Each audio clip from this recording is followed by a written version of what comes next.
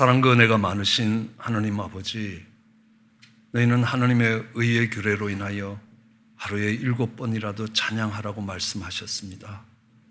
하나님, 호흡 있는 자들이 다 주를 찬양하라고 말씀하셨습니다. 오늘 이 광야 같은 인생길을 지나가는 우리에게 하나님이 어떤 분이시며 하나님이 우리에게 무엇을 행하는지 보게 하시고 경험하게 하시고 깨닫게 하셔서 주를 찬양하게 하여 주시옵소서. 이 예배에 그 하나님을 만나는 예배가 되게 하시고, 이 예배에 주의 말씀을 듣는 예배가 되게 하시고, 이 예배에 하나님을 찬양하며 하나님께 간구하는 기도가 있는 예배가 되게 하여 주시옵소서. 그리하여 혈류병 앓던 여인처럼 주님을 만나고 주님이 나를 터치하셨다고 고백하며 세상으로 돌아갈 수 있게 하시고, 세상 가운데 승리의 힘을 얻는 귀한 예배되게 시종을 주장하여 주시기 간절히 소원합니다. 감사합니다. 예수님 이름으로 기도드렸습니다.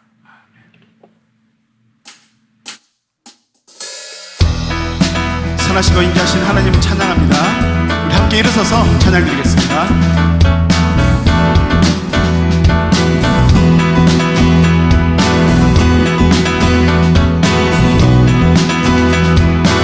감사와 찬양, 감사와 찬양 드리며 주 앞에 나가세. 크고 광대하신 주 이름, 그의 성소에서 주를 찬양해. 나팔 소리로 찬양하며 비파와 수금으로 모든 자마다 온 마음 다해 주를 높이세. 주의 선하심 인자하심이 주의 선하심과 인자하심이 영원하시도다. 주의 선하심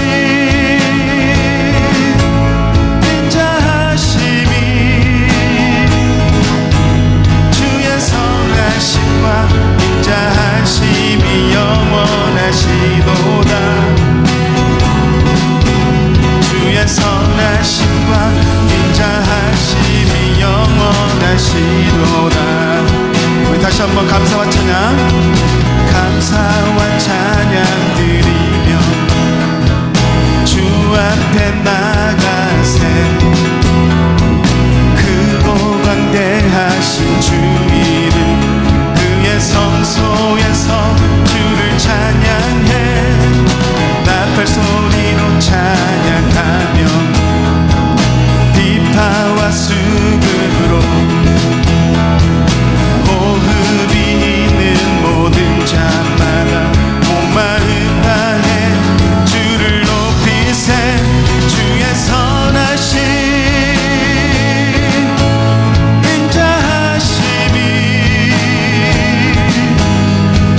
선하심과 인자하심이 영원하시도다.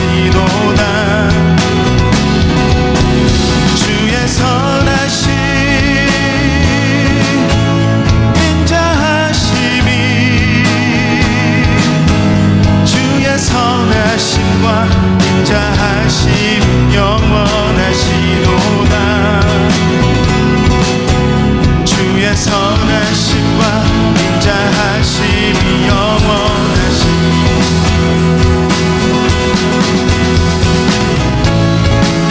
우리 하나님은 선하신 하나님이십니다. 아멘. 우리 선하신 하나님께 한번 큰 박수로 나아가도록 하겠습니다. 하나님 홀로 영광 받아 주시옵소서. 우리 하나님은 선하시고 좋으신 하나님이십니다.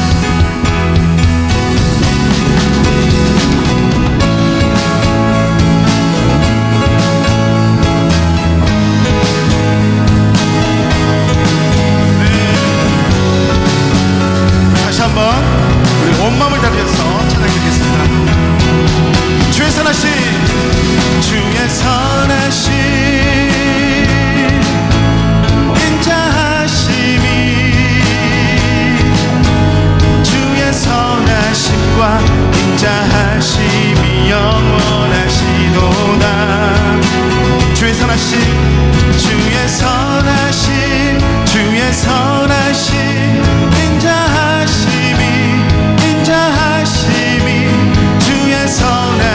선하심과 인자하심이 영원하시도다. 주의 선하심과 인자하심이 영원하시도다. 아멘. 선하신 하나님을 찬양합니다. 우리 찬양하겠습니다.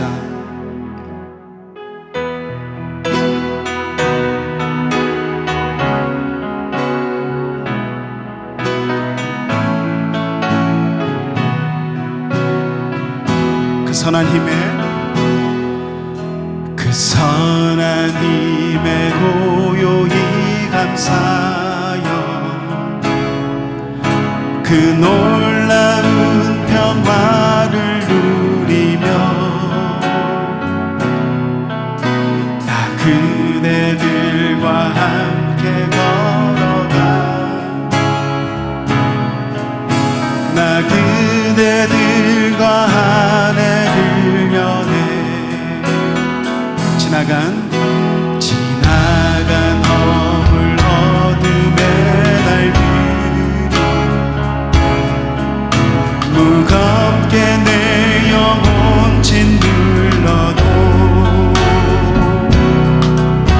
오 주여 우릴 외면치 마시고 약속의 구원을 이루소서. 선한 힘이 우릴 감싸시니 믿음으로 일어나릴 기대하네. 주 언제나 우리와 함께 계셔 하루 또 하루가 늘 새로워. 주께서 밝히신 작은 촛불이 어둠을 헤치고 타오르네.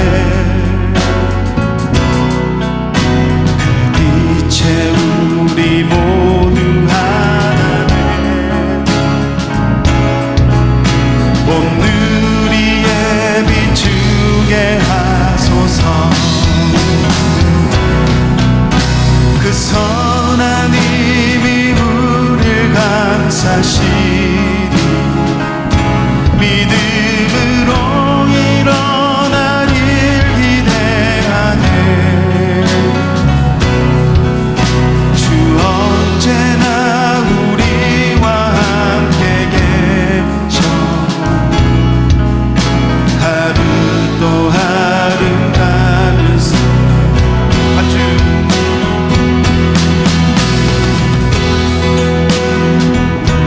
이것이 우리의 고백입니다. 역사하여 주시옵소서. 이 고요함이 깊이 번져갈 때 이 고요함이 깊이 번져갈 때 저 가슴 벅찬 노래 들리네. 다시 하나가 되게 이끄소서. 당신의 빛이 빛나느니 선한 힘이 우릴 감싸시니 믿음으로 일어나길 기대하네. 주 언제나 우리와 함께 계셔 하루 또 하루가 늘 새로. 그 선한 힘이 우릴 감싸시니 믿음으로 일어나길 기대하네. 주 언제나 우리와 함께 계셔 하루 또 하루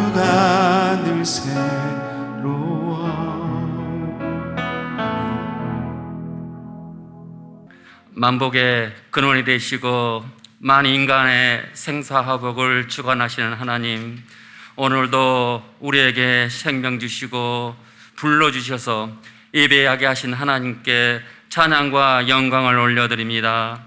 성령님, 이 시간 이곳에 임재하여 주시옵소서. 저희의 예배를 기쁘게 받아주시고 영광을 받으옵소서. 아버지 하나님, 지난 한 주간 주님께 온전히 순종하지 못했음을 회개합니다. 예수님은 십자가에 달려 죽으시기까지 우리를 사랑하셨는데 저희는 복음을 듣지 못하여 죽어가는 영혼들에게 복음을 전하지도 못했으며 병들고 굶주린 불쌍한 이웃들에게 물 한 잔 나누어주는 자비도 베풀지도 못했습니다. 이 시간 저희의 죄와 허물을 주님 앞에 회개하오니 용서하여 주시옵소서. 이 시간 우리 미국을 위하여 기도합니다. 지금 미국은 코로나 바이러스로 인하여 770만 명이 병마에 시달리고 있으며 코로나 바이러스로 21만 명이 사망했습니다. 또한 4천만 명의 실업자가 직장을 잃고 질병과 가난 속에 고통을 받고 있습니다. 질병과 기근은 우리의 죄와 우리의 불순종 때문에 온 하나님의 징계임을 믿습니다. 만일 재앙이나 난리나 경책이나 전염병이나 기근이 우리에게 임하면 주의 이름이 이 성전 내에 있으니 우리가 이 성전 앞과 주 앞에 서서 이 환난 가운데서 주께 부르짖은즉 들으시고 구원하시라 하신 하나님, 히스기야 왕이 굵은 베옷을 입고 여호와 전에 들어가서 옷을 찢고 엎드려 회개하고 기도했던 것처럼 우리 모두가 하나님의 전에 엎드려 애통하며 하나님의 자비를 간구합니다. 우리를 불쌍히 여겨 주시옵소서. 이 재앙으로 인하여 하나님의 진리를 깨닫게 하옵시고 온 국민이 회개하며 하나님께 돌아오게 하옵소서. 오직 하나님의 나라와 의를 구하는 하나님께 산 제사를 드리는 나라가 되게 하시옵소서. 말씀을 전하시는 고성희 목사님에게 성령님의 권능이 임하시옵소서. 베드로 사도의 설교 때처럼 한 번 설교할 때 3,000명, 5,000명이 구원받는 부흥의 역사가 일어나게 하옵소서. 가서 제자 삼으라는 예수님의 명령에 순종하여 세계 방방곡곡에 나가 복음을 전하는 선교사님들이 있습니다. 열심을 품고 주님을 섬기는 귀한 선교사님들에게 더욱 큰 하나님의 능력으로 채워주셔서 주님이 쓰시기에 부족함이 없게 하옵소서. 오늘도 예배를 드리는 하나님의 백성들을 건강하게 지켜주시옵소서. 우리를 괴롭히는 병마가 떠나게 하시고 물질의 어려움에서 회복되게 하옵소서.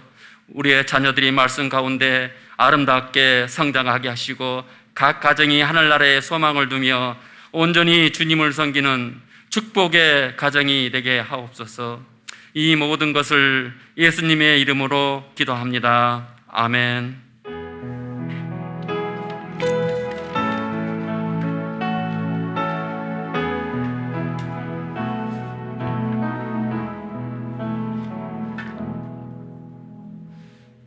이 시간은 준비한 예물을 하나님께 봉헌하는 시간 갖겠습니다.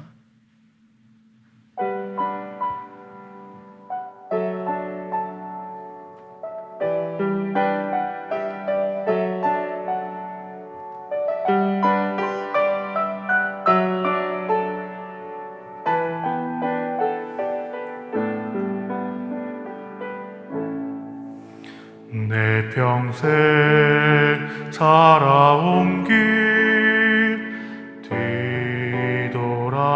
뒤돌아보니 짧은 내 인생길 오직 주의 은혜라. 내 평생 살아온 길 뒤돌아보니 짧은 내 인생길 오직 주의 은혜라. 주의 은혜라 주의 은혜라 내 평생 살아온 길 주의 은혜라 주의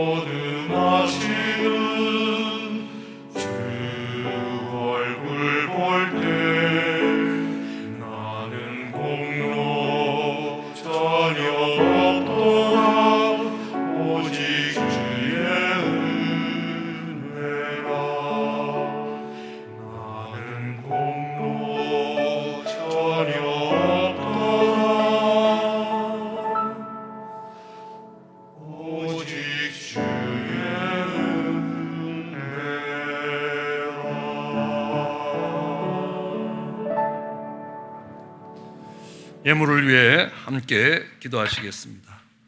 사랑과 은혜가 많으신 하나님, 한 주의 첫날을 구별하여 하나님 전으로 나올 수 있게 마음과 발걸음을 인도해 주시니 감사합니다.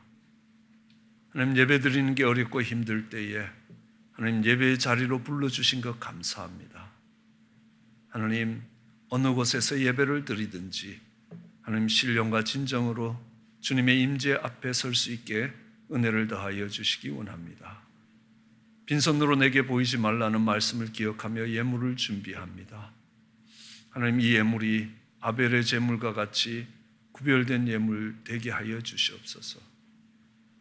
동전 2개를 드리던 과부의 예물처럼 정성이 있게 하여 주시고 하나님, 우리의 최선이 있게 하여 주시기 간절히 원합니다.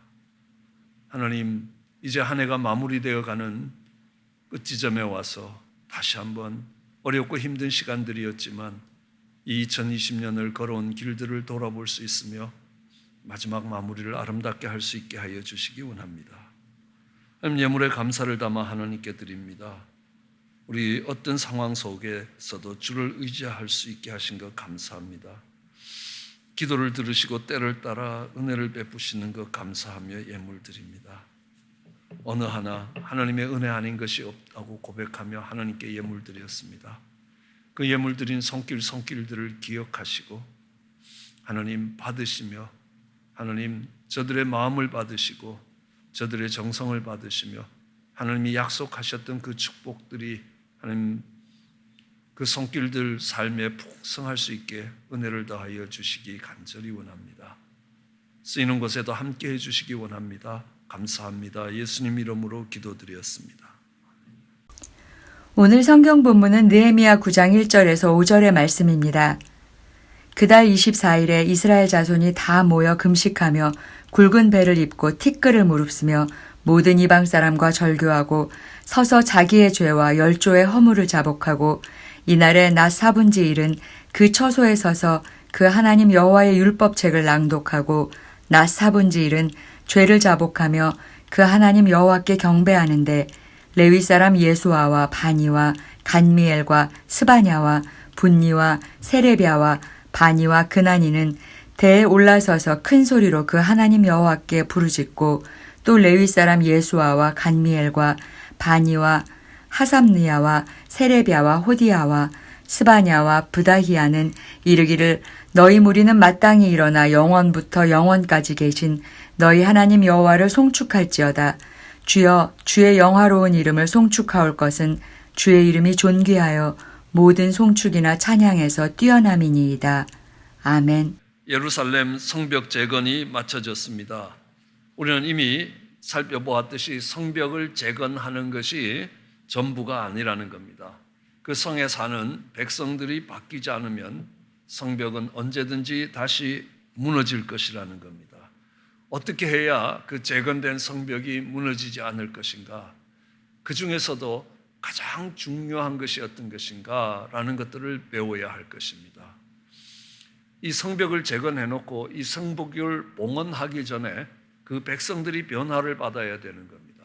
어떤 변화가 그 이스라엘 백성들에게 있어서 가장 중요한 변화인가라는 것들을 확인해야 할 것입니다.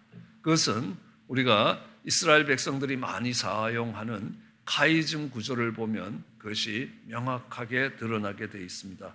이 카이즘 구조라는 것은 성경에 자주 사용되는 구조로 처음과 제일 마지막이 짝을 이루고 둘째와 끝에서 둘째가 짝을 이루는 이 대칭 구조로 가면서 그 가장 중앙에 놓이는 것이 중심 구절이 된다라는 것들을 이야기할 수 있습니다.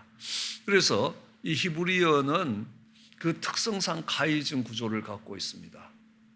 그래서 한 센텐스가 카이즘 구조를 갖고 있습니다. 그 센텐스의 첫 번째 단어와 끝 단어가 짝을 이루게 되어 있습니다.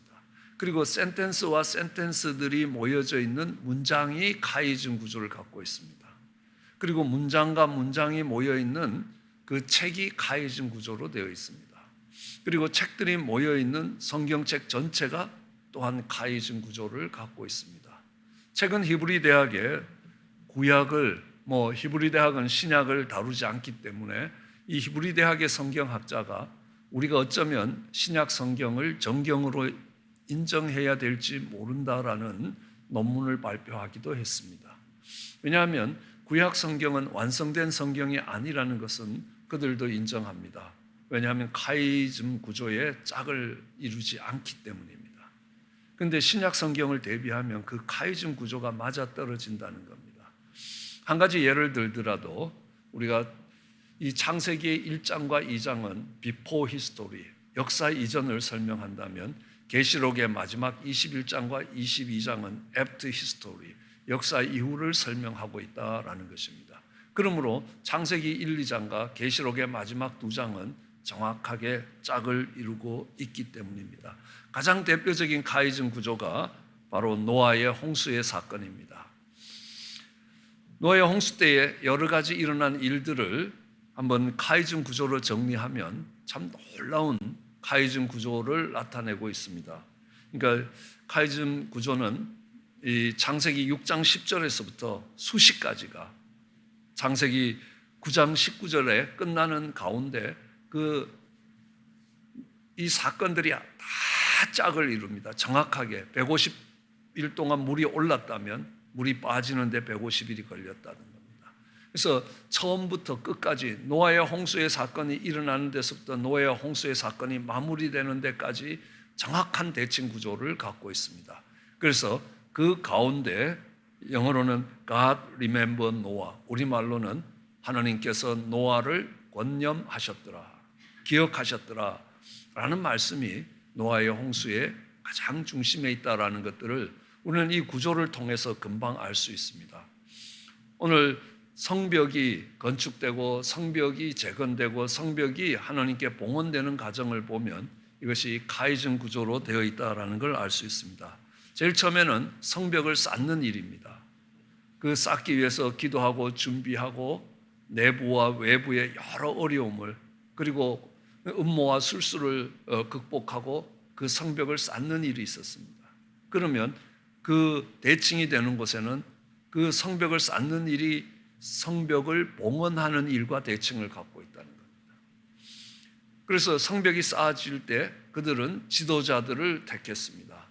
정직하고 충성스러운 사람들, 그들을 택해서 정말 그 지도자로 세우기 시작했습니다. 이 성벽이 지어진 데에 그곳에 예루살렘에 거할 거민들을 택하는 모습들이 나타나는 겁니다. 그리고 사람들을 세운 뒤에 했던 일들이 뭐냐면 그들은 수문 앞에 모여서 말씀으로 돌아가는 운동을 시작했습니다. 그들이 말씀을 읽을 때 서서 들었고 울며 들었고 정말 아멘 아멘 하며 들었고 머리를 땅에 엎드리며 하나님께 정말 예배하면서 하나님을 찬양하면서 그 말씀을 들었다는 것입니다. 예, 그 말씀이 우리 삶에 다시 하나의 하나님이 주시는 약속으로 받아들이기 위해서 하나님과의 그 약속의 말씀을 새롭게 하는 일들이 있다는 겁니다. 근데 그 가운데 있는 것이 뭐냐 하면 그들이 금식하며 죄를 자복하는 일이었습니다.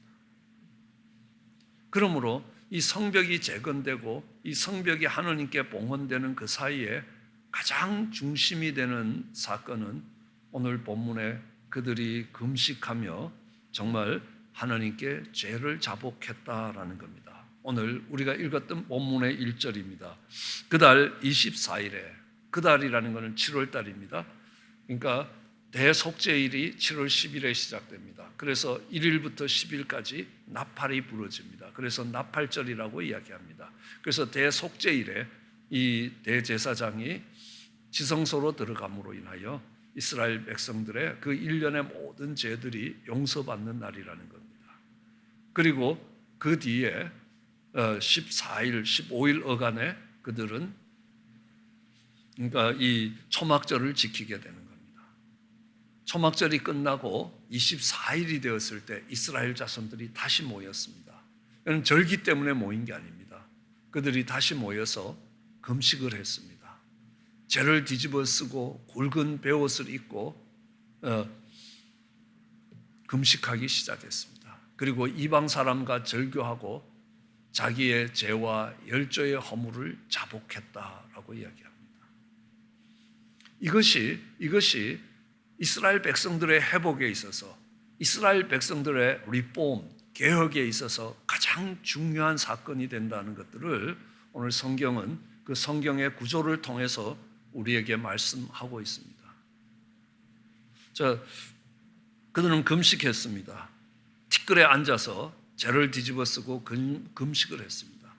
우리는 이 금식이라는 것은 많은 경우에 새로운 삶과 새로운 사역을 열 때에 금식이 따라왔다는 것들을 알 수 있습니다. 우리는 가장 대표적인 것은 예수님의 공생애가 시작될 때에 예수님은 40일 금식하셨습니다. 금식하시면서 그 이전의 삶과 그 이후의 삶이 완전히 달라졌습니다. 하나님의 아들로 자기 백성을 구원하는 본격적인 사역의 시작은 뭐냐 하면 이 금식하시면서 이 사역이 준비됐다는 겁니다.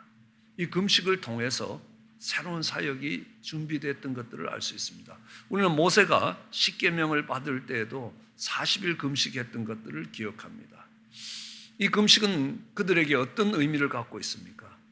이 십계명을 받았다는 말은 그들과 하나님이 다시 계약을, 언약을 만들었다는 이야기입니다.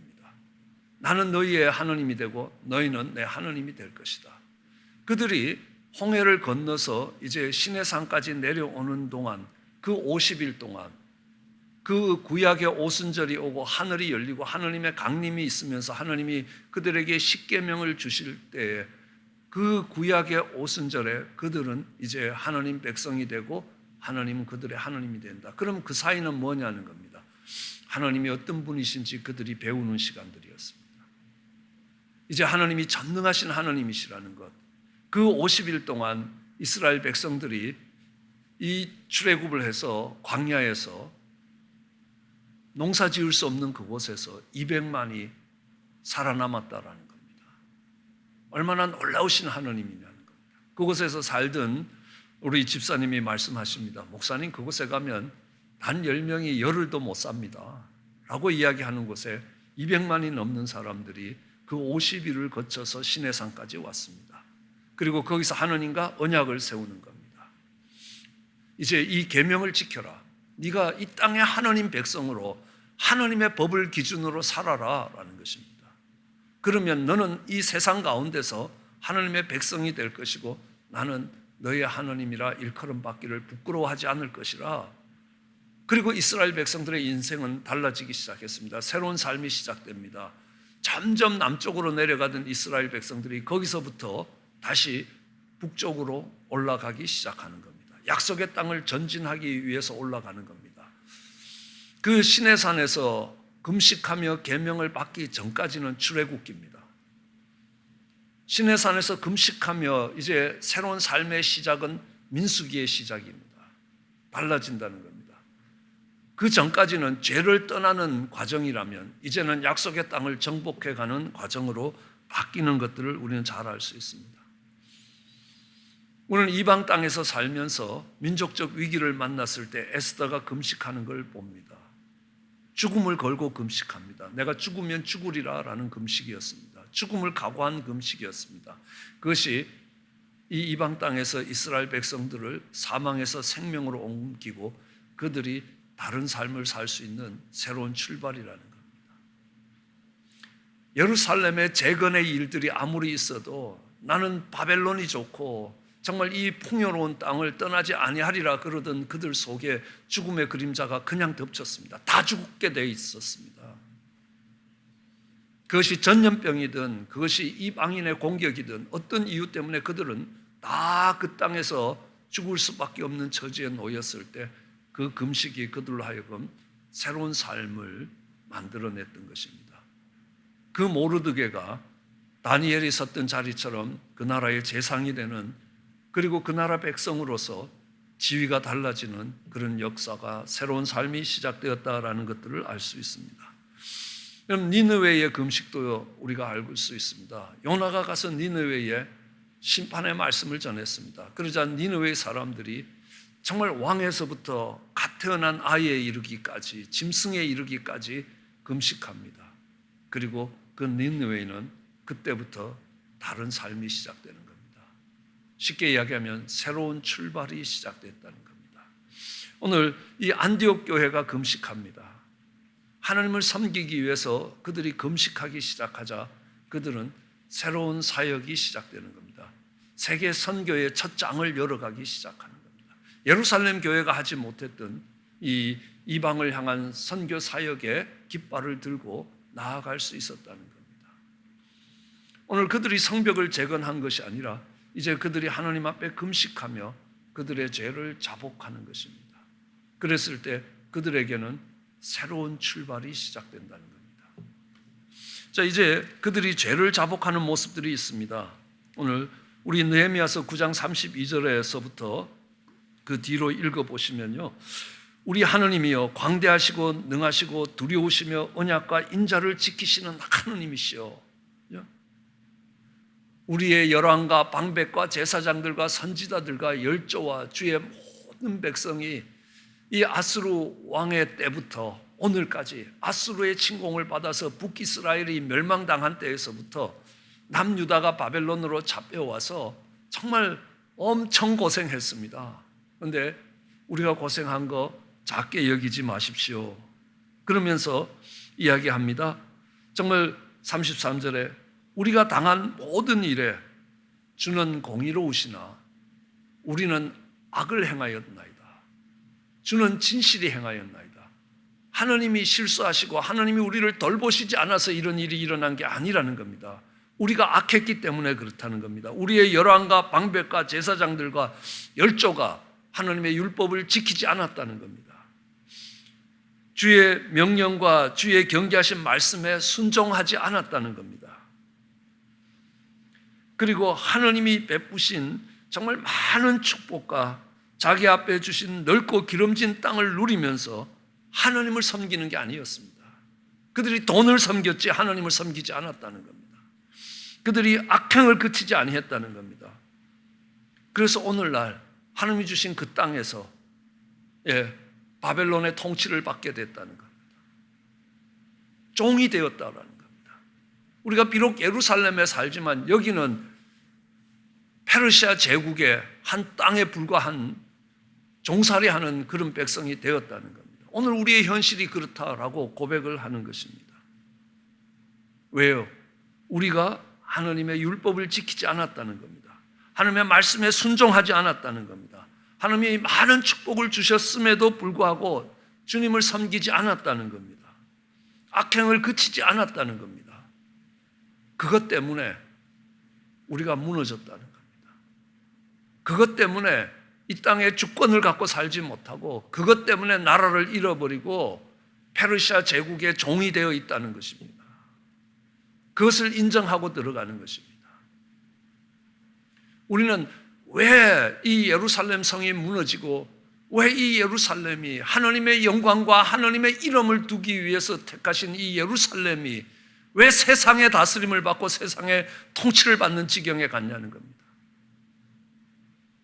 너희가 하나님의 율법을 지키지 아니하고 하나님의 말씀에 순종하지 아니하고 정말 하나님이 주신 그 많은 축복으로 주를 섬기지 아니하고 악행을 행했기 때문이라는 겁니다. 그것이 우리의 멸망의 원인이라는 겁니다. 그것이 오늘날 전염병으로 인하여 죽음 앞에 놓이게 되는 원인이라는 것입니다. 한 생명이 천하만큼 귀한데 수많은 사람들이 죽어나가는 전염병이 우연히 이 땅을 돌고 우연히 그 백성들을 치고 있느냐는 겁니다. 아니라는 겁니다.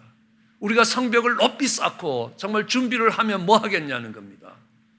살고 죽는 게 하나님의 손에 있는 것이라는 겁니다. 교회가 이센셜 비즈니스라는 거 인정하십니까? 그 전염병이 어떻게 설 겁니까? 사회적 격리를 통해서 설 거냐는 겁니다. 아닙니다. 그 하나님 백성들이 하나님께로 돌아갈 때에 그 전염병이 그칠 것이라는 겁니다. 오늘 이스라엘 백성들이 그들이 할 수 있는 적들이 공격하면 막을 수 있는 성벽을 재건했다고 예루살렘 성이 보존되는 것이 아니라는 겁니다. 지켜지는 게 아니라는 겁니다. 그 속에 가장 중요한 것은 금식하며 하나님, 우리가 하나님 앞에 범죄함으로 인하여 이 성이 무너졌다는 것들을 인정하는 것입니다. 그리고 거기서 돌아서겠다라는 결단이 거기에 필요한 것입니다. 여러분 보십시오. 우리의 죄를 자백하는 것입니다. 우리는 연약하고 허물진 인생이라는 겁니다. 다윗 왕과 사울 왕을 보십시오. 둘 다 부족한 사람입니다. 그러나 한 사람은 하나님 마음에 합한 자가 되었고 한 사람은 버림받은 왕이 되었다는 겁니다. 그들이 범죄하지 않았기 때문에 다윗이 하나님의 마음에 합한 자가 되었습니까? 아닙니다. 사울이 했던 범죄보다도 더 끔찍하고 더 치사하고 더 더러운 죄가 다윗에게 있었습니다. 그런데 사울과 다윗 왕의 차이가 뭡니까? 하나님 앞에서 내가 죄를 인정하고 그 죄에서 돌아서겠다는 결단이었습니다. 내가 죄가 없었다고 변명하고 이건 내가 아니라라고 이야기하는 게 아니라는 겁니다. 시편 51편에 보면 다윗은 정직하게 죄를 인정하는 것입니다. 거기에 비해서 사무엘상 15장 15절에 보면 사울 왕은요, 백성들이 그러자 그래서 내가 그랬습니다라는, 내 책임 아닙니다라는 겁니다. 그리고 정말 가서 아말렉을 진멸하라 그럴 때도 그들을 진멸하지 않고 살려오면서 하나님께 제사 드리기 위해서 그랬다는 겁니다. 그때 23절에는 이렇게 이야기합니다. 네가 말씀을 버렸기에 하나님께서 당신을 버려서 더 이상 왕이 되지 못하게 할 것이라. 그가 더 이상 왕이 되지 못하고 그 왕의 자리에서 쫓겨난 이유가 뭐냐는 겁니다. 내가 죄를 자복하고 거기서 돌아서겠다는 결단이 없었다는 겁니다. 죄가 없었다는 게 아니라는 겁니다. 다윗도 죄가 있었습니다. 그러나 죄를 인정하고 그 죄에서 돌아서겠다라는 결단이었습니다. 우리는 잘 알고 있습니다. 바르이새인과 세리가 성전에 올라가서 기도합니다. 한 사람은 자기가 거룩하게 산다고 생각하는 겁니다. 자기가 이성적이고 논리적이고 합리적으로 해결하고 있다고 생각하는 겁니다. 한 사람은 아니라는 겁니다. 자신의 죄를 인정하고 하나님 앞에 눈물 흘리는 것이었습니다. 그랬을 때 주님이 말씀하십니다. 오늘 저 세리가 의롭다 함을 입고 돌아갔다는 겁니다. 무엇 때문입니까? 죄를 자복하는 것이라는 겁니다. 금식하며 죄를 자복했습니다. 이것이 예루살렘 성이 다시 무너지지 않는데 가장 중심에 있다는 겁니다. 우리는 이 성벽을 다시 쌓는 일이 중요한 것이 아니라 이것이 왜 무너졌느냐라는 것들을 알아야 하는 겁니다. 하나님의 율법을 지키지 아니하고 하나님의 말씀에 순종하지 아니하고 하나님이 그 많은 축복을 주었음에도 불구하고 주를 섬기지 아니하고 여러분들이 떠나서 그 한국이라는 조국을 보십시오. 불과 5, 60년 전에 전쟁의 폐허 속에서 아무것도 없이 남는 것 없이 2차 세계대전에 썼던 폭탄보다 더 많은 양의 폭탄을 그 반도 속에 쏟아부어서 집 한 채 하나 제대로 된 것이 없었는데 지금 세계에서 정말 10번째 안에 들어가는 잘 사는 나라가 되었습니다. 그럼에도 그들이 얼마나 속히 하나님을 떠나는지 알 수 있습니다. 그들이 얼마나 빠르게 멸망의 길에 서 가는지 알 수 있다는 겁니다. 그것이 원인이 되었다는 겁니다. 그것 때문에 이 예루살렘 성이 무너졌다는 것을 인정함으로 인하여 회복될 기회가 주어졌던 것들을 알 수 있습니다. 그리고 그들은 맹세합니다. 다시는 이 말씀을 어기지 아니하고 살아갈 것이라 라고 맹세합니다. 그들이 어떤 삶들을 살아갈 것인가 라는 것들을 우리는 살펴봐야 되는 겁니다. 이야기합니다. 우리가 정말 여호와의 모든 계명과 규례와 율례를 지킬 것이라 라는 겁니다. 뭘 지키겠냐 하는 겁니다. 이 느헤미야서 10장 다음 장인데요. 29절부터 읽어보시면요.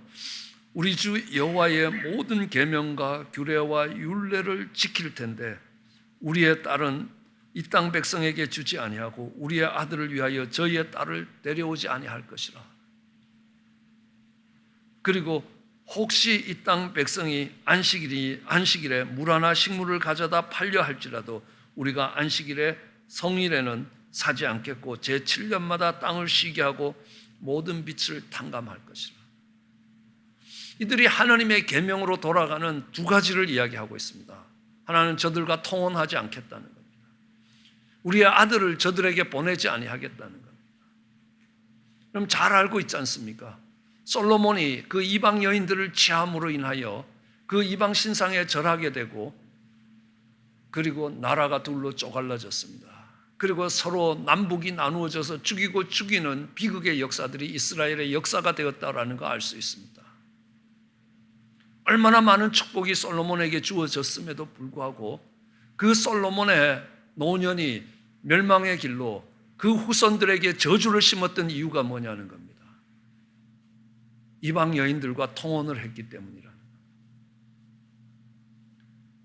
그럼 내가 누구랑 연결되어 있느냐라는 것은 매우 중요한 것입니다. 여러분들이 신앙생활을 하더라도 누구와 가까이 하고 있고 누구와 사귀고 있느냐라는 건 매우 중요합니다. 성경은 우리에게 이야기합니다.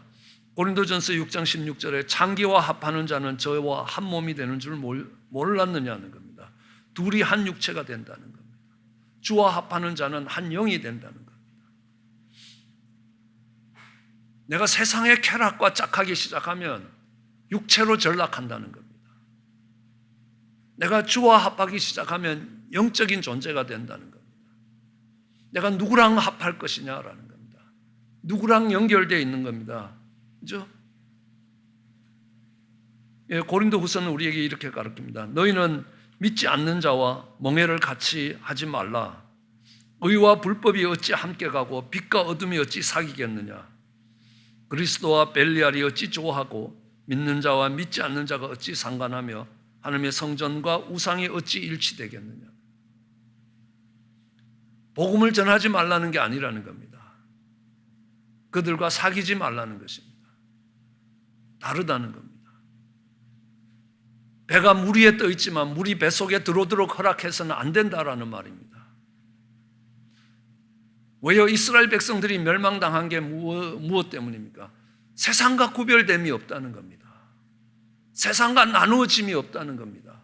오늘 안식일을 지키는 문제도 똑같은 문제라는 겁니다. 세상 사람들은요, 어떻게 그날 노느냐는 겁니다. 악착같이 일해서 세상에 있는 돈을 더 움켜쥐어야 내 인생이 복되다라고 생각을 할 겁니다. 근데 세상 사람들과 구별되는 하나님 백성의 아이덴티티가 뭐냐는 겁니다. 내 인생은 하나님이 책임져 주신다는 겁니다. 이 교회는 하나님이 책임져 주신다는 겁니다. 안식일에 일을 안 하는 게 아니라는 겁니다. 돈을 벌지 않는 게 아니라는 겁니다.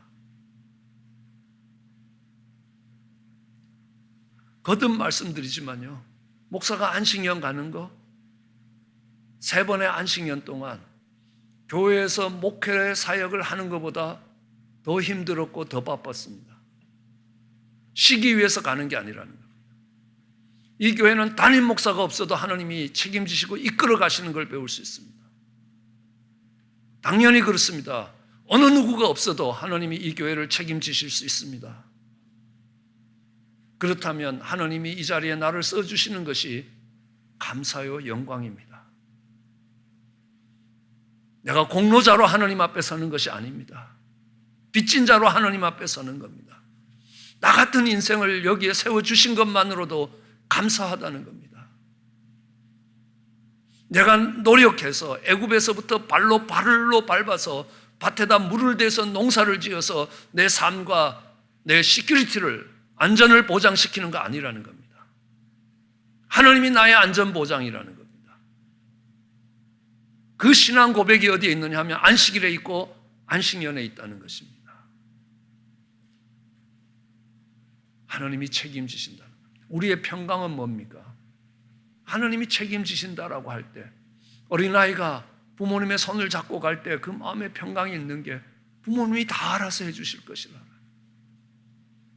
그러므로 그들이 이제 다시 이 성벽이 무너지지 않기 위해서 세상과 구별된 백성으로 살기 위해서 그들과 짝하지 않을 것이라. 그들과 통혼하지 않을 것이라. 그리고 안식일과 안식년을 지켜갈 것이라. 그때 하나님이 그것들을 회복시켜 가실 것이라는 겁니다. 니하면서 9장 38절에 보면요, 우리가 이 모든 일을 인하여 견고한 언약을 세워 우리 방백과 레위 사람들과 제사장들이 다 인을 친다는 거예요. 거기에 도장 찍는다는 거예요. 도장 찍었습니다. 그대로 지키겠다는 겁니다. 그리고 만약 지키지 아니하면 너희가 멸망할 것이다. 다시 무너질 것이다. 그것이 저주에 아멘하는 신앙으로 맞춰지는 것입니다. 그러면서 그들 속에 하나님과의 언약이 회복되는 것입니다. 그때 그 성전을 봉헌할 수 있게 된다는 겁니다. 그때 그 성전은 그들을 지키는 울타리가 될 수 있는 것입니다. 그게 없으면 그 성벽은 결코 그들의 울타리가 되지 않습니다.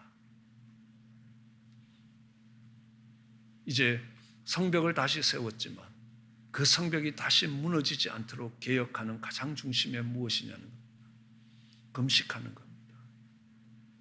새로운 출발입니다. 금식을 하면 우리 육이 약해지지만 우리의 영이 힘을 얻습니다. 그것은 내가 육적인 존재가 아니라 영적인 존재라, 빵만으로 사는 것이 아니라 하나님의 입에서 나오는 모든 말씀으로 사는 존재라는 존재론의 고백이라는 겁니다. 그리고 죄를 자복하는 것입니다. 이것이 우연히 중국에서 바이러스가 유행이 돼서 여기까지 온 게 아니라는 겁니다. 하나님 백성들이 하나님의 말씀에 순종하지 아니하고 그 율법을 버리고 하나님이 축복하셨음에도 주를 섬기지 아니하고 악을 행하였다는 것입니다. 그것이 오늘 우리가 이런 자리에까지 몰려오게 된 이유라는 것입니다.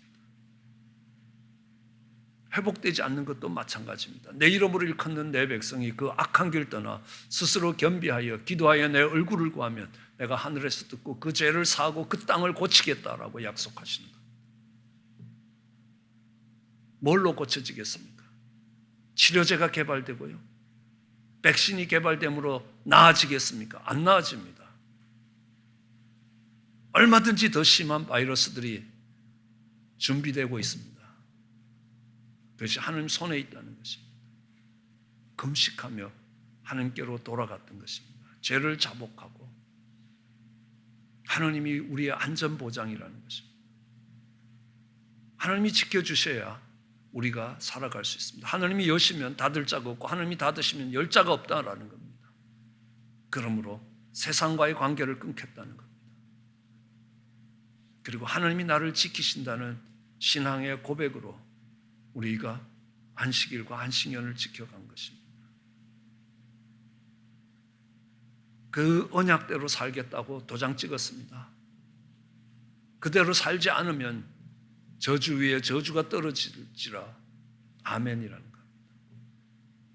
마치 룻이 나오미에게 내가 죽는 일 위해 어머니를 떠나면 하나님이 내게 벌 위에 벌을 내리시길 원한다.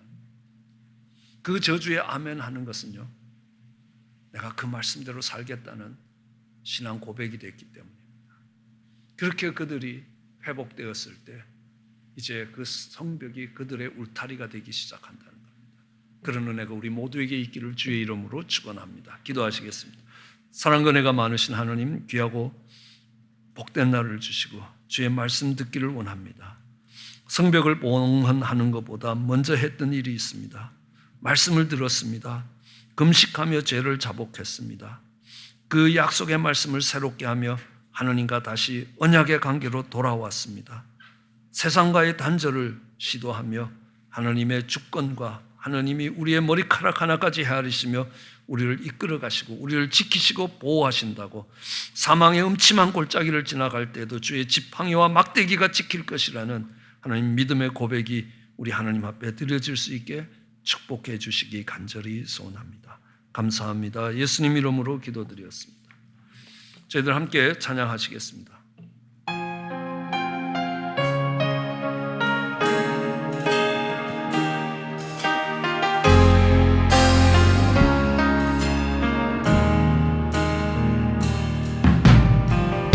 내 백성이 나를 떠나 돌아섰지만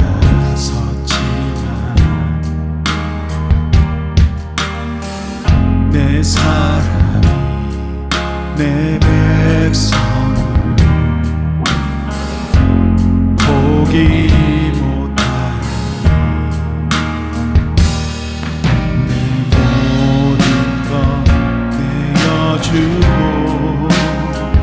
나 그들 얻으리라. 여호와께 돌아가자. 우리 돌아서도 그는 변치 않네. 여호와께 돌아가자. 우린 넘어져도 그 사랑 영원하네. 사랑은 오래 참고 자신을 내어주네. 서로 사랑할 때 세상은 주보내. 사랑은 절대 지지 않네. 여호와께 돌아가자. 우린 돌아서도 그는 변치 않네. 여호와께 돌아가자.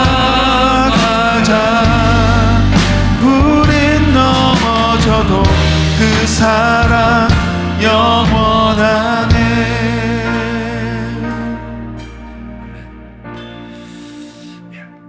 여호와께 돌아갈 수 있게 되기를 원합니다. 금식하며 여호와께 돌아가는 것입니다. 그러면 새로운 것들이 시작될 것입니다. 우리가 지금까지 죄를 자복하는 것입니다. 그러면 돌아설 수 있는 회개의 기회가 오는 것입니다. 회개는 죄를 인정하고 돌아서는 것입니다. 그리고 하나님과 언약을 다시 세워가는 겁니다. 그럴 때 하나님의 회복이 있을 것입니다. 부흥이 있을 것입니다. 그런 은혜가 우리 모두에게 있기를 다시 한번 축원합니다. 광고사항 영상으로 준비됩니다. 아름다운 교회 주일 예배에 오신 성도님들을 주님의 이름으로 환영합니다. 매주 금요 찬양 기도회는 느헤미야 기도회로 열립니다. 은혜의 자리에 나오셔서 도성과 교회, 가정을 위해 기도의 성벽을 함께 쌓아가기를 소망합니다. 제7기 제자반 치유 과정이 금주 새벽부터 시작됩니다. 강의는 유튜브 온라인으로 진행되며 교재가 필요하신 분들은 사무실로 문의해 주시기를 바랍니다. 제17회 인생 뒤집기 준비기도 모임이 매주 화요일 저녁 7시 새 교우실에서 있습니다. 2020년 인생 뒤집기가 하나님께서 영광 받으시고 동참하는 모든 성도님들의 인생의 답을 발견하고 치유와 기도의 응답을 경험하는 집회가 되기를 함께 기도해 주시기를 바랍니다. 2020년 CABC 말씀 사경회가 유튜브 라이브로 열립니다. 키즈 온라인 바이블이 부모님과 같은 시간에 같은 성경 말씀으로 진행됩니다. cabible.org에 가셔서 참가 신청해 주시기를 바랍니다. 오는 11월 3일 대선을 위한 크리스천 대선 가이드라인이 준비되었습니다. 후보자들에 대한 설문조사와 정책 전략, 가치관들을 종합하여 작성한 투표 가이드라인입니다. www.tvnext.org에 방문하셔서 가이드라인을 살펴보시고 투표에 참고하시기를 바랍니다. 우리 자녀들의 미래와 미국의 회복을 위해 올바른 정보를 알고 소중한 권리를 행사해 주시기를 부탁드립니다. 아름다운 세상을 만들어가는 아름다운 교회가 전합니다. 미국 선거일이 얼마 남지 않았습니다. 여러분 계속 기도해 주시고요. 또 그것이 우리의 삶과 또 우리의 신앙생활에 많은 영향을 미치게 될 것입니다. 그래서 꼭 기도하시고 특별히 로컬에 좋은 지도자들이 세워질 수 있도록 또 어떻게 투표해야 될지 잘 모르면 말씀드렸듯이 여기 크리스찬 투표 가이드가 있습니다. 저는 늘 그렇게 그 가이드를 참고해서 투표했던 것으로 기억됩니다. 예, 다른 광고사항 없으시면 일어나셔서 폐회성 부르시고 축도로 예배 마치겠습니다.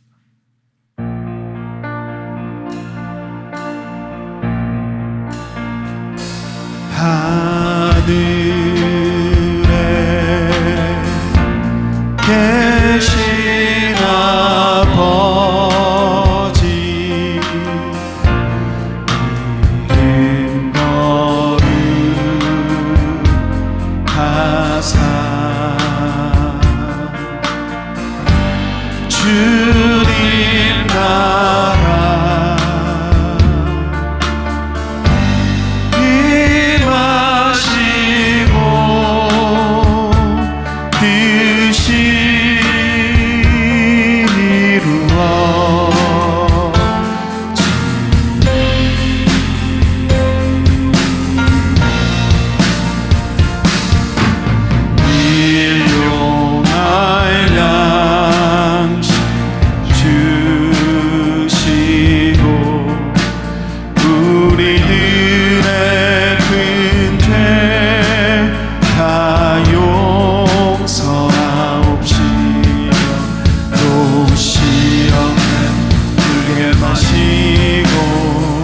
악에서 구원하소서. 내게 주의 나라 주의 권세 주의 영광 영원히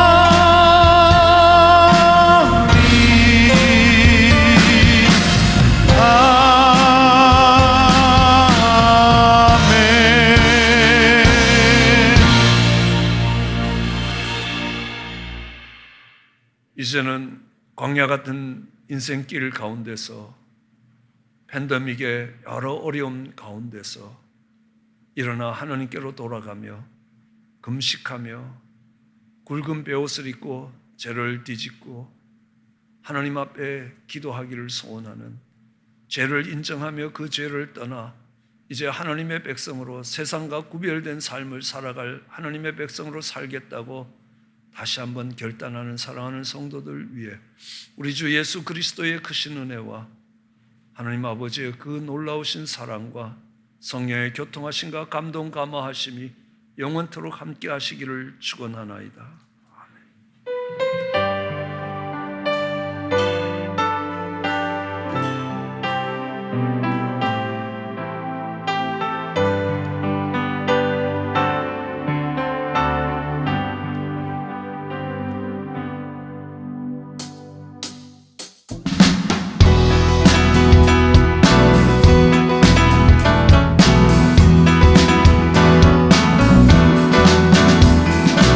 감사와 찬양 드리며 주 앞에 나가세 크고 관대하신 주님 그의 성소